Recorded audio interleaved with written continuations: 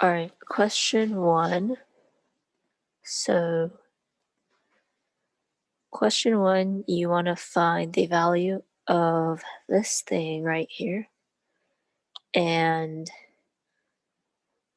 so the arrow sign, a down arrow denotes the largest prime number less than n, and an up arrow denotes the smallest prime number greater than n.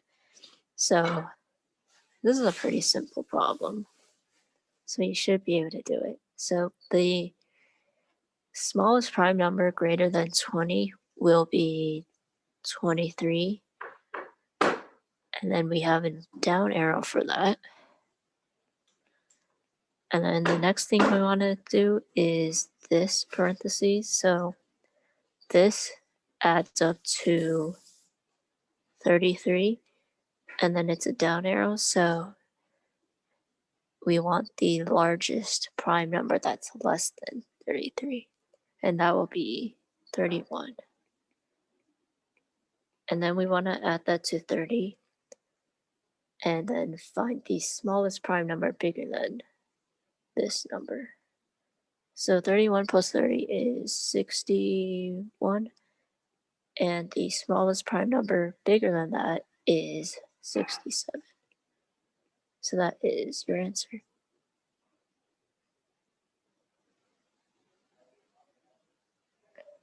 This problem? Yeah.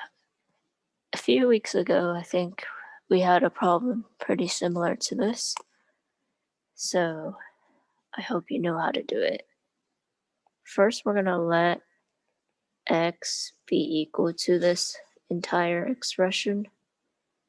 So 5 plus root 5 plus root 5, and so on. And then, yeah, from this, we can see that x will also be equal to root 5 plus x, since this is a continuous thing.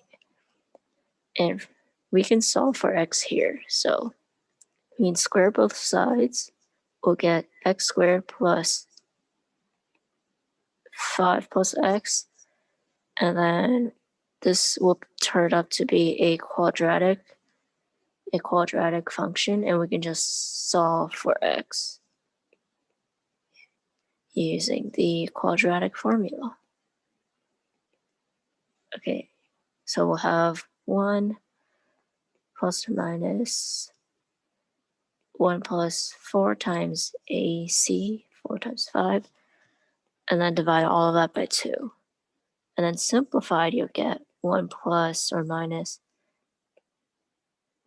square root 21 over 2. And since if it's a minus sign, then x will be negative, and that's not possible since you can't have a negative root. Yeah. So that means that x has to be 1 plus 21 over 2.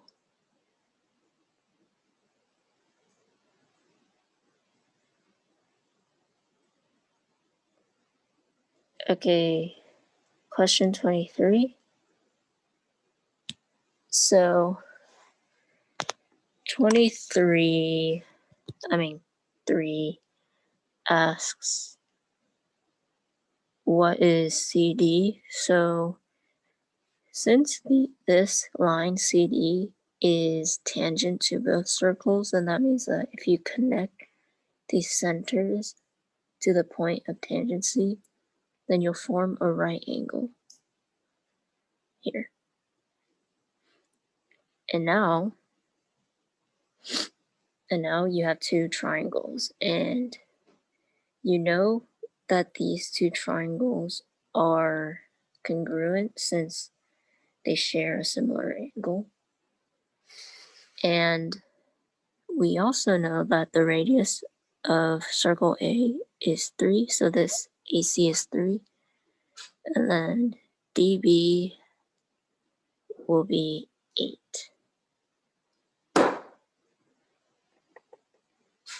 Yes.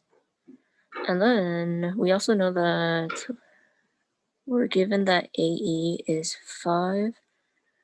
And since ACE is a right triangle, then that means that this CE has to be 4, since it's a 3, 4, 5 triangle. Yes, I mean similar. And since these two triangles, so triangles ACE and triangles BDE are similar, so that means that the sides are also proportional to each other. So if we put AC over CE, that is going to be proportional or equal, or have the same proportion, same equal fraction thingy as DB over DE. And from this we have 3 over 4 is equal to 8 over DE.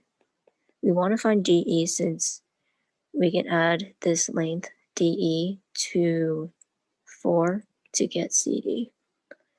So to find DE, just solve this thing, cross multiply, and you'll get 32 over 3. Now we just have to add that to 4, 32 over 3 plus 4, and we'll find that CD is equal to 44 over 3.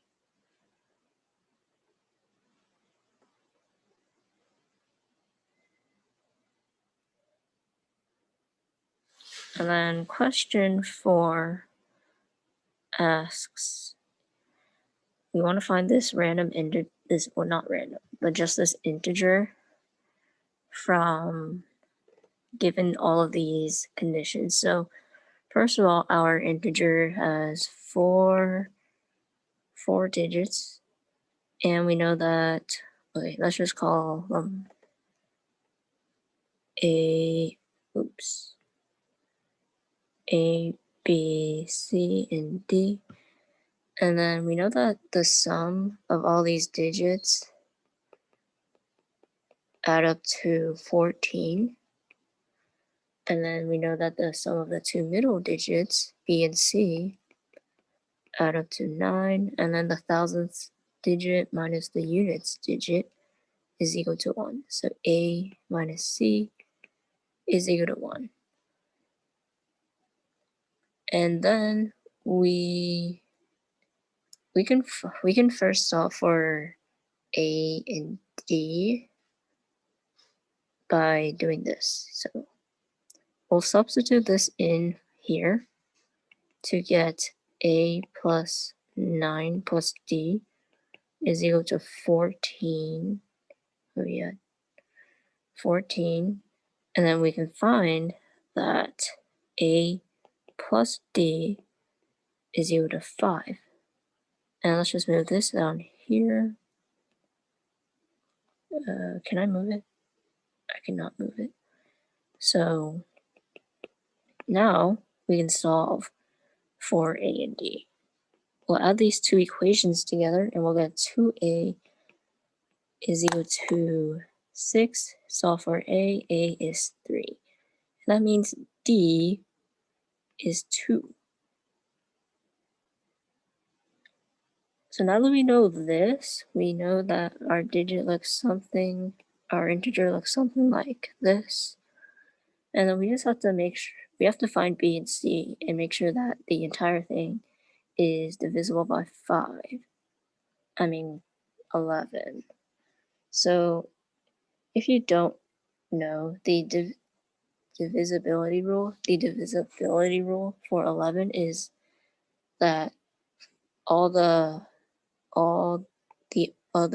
each odd integer or each odd digit and each even digit, you have to add them up and then subtract them. So basically you sum up the even digits. I spelled that wrong. Wait, how do you spell digit? you sum up the even digits and then subtract it by the sum of the odd digits. I cannot spell.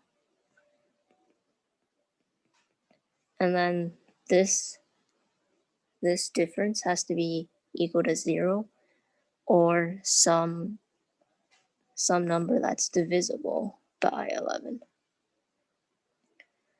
So now you know this, well, we can let a plus c equal to b plus d, because in this case the difference has to be 0, since if the difference between these are 11, then that's just not possible. You can try if you want. So now we just plug in our numbers, 3 for A, and then 2 for D. And then since we know that B plus C is equal to 9, and then we know that A minus D is equal to 1, then that means our two digits have to be 4 and 5. So that makes our number 3542.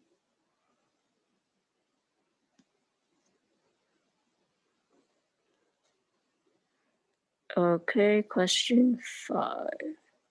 So Joe's phone number has the special property that 336 is equal to the product of the last 4 digits. And we want to find how many 7-digit phone numbers have the same property. So first we're going to find the prime factorization of 336, and that will be 2 to the power of 4 times 3 times 7. And then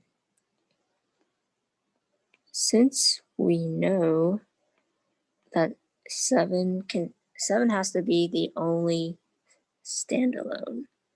7 has to be alone, okay? Since if you multiply it by 2, then you'll get 14, and that's not a single digit. So, yeah. Now we have to fit all these numbers somewhere in here, and then we can start out with 2 to the power of 4, and that will be 8. That leaves 3 and 1 in the next 2 digit slots, and that's basically one arrangement. And we'll count how many actual ways we can rearrange these digits around later. And then the next arrangement we can do 8 again, and we can wait, I messed up. I meant 2 to the power of 3 here. We have 8 here, 2 here, and then 3 here. For next one, we don't have any more options for 2 to the power of 3, so we do 2 squared. That's 4. And then we have another 4 here, 3, and then 4 here. You can also have 6 and 2. And then you can't do anything else since we already did everything with 2s, so just ignore that. So these are our only arrangements. And then now we have to count how many ways we can actually rearrange all the digits. So for all of these, it will be 4 permutations, I think it's called. That's 24 each. And then this one you have to divide it by 2 to correct overcounting. So you add those up and you get 84. Yes. I think we're right on time to finish.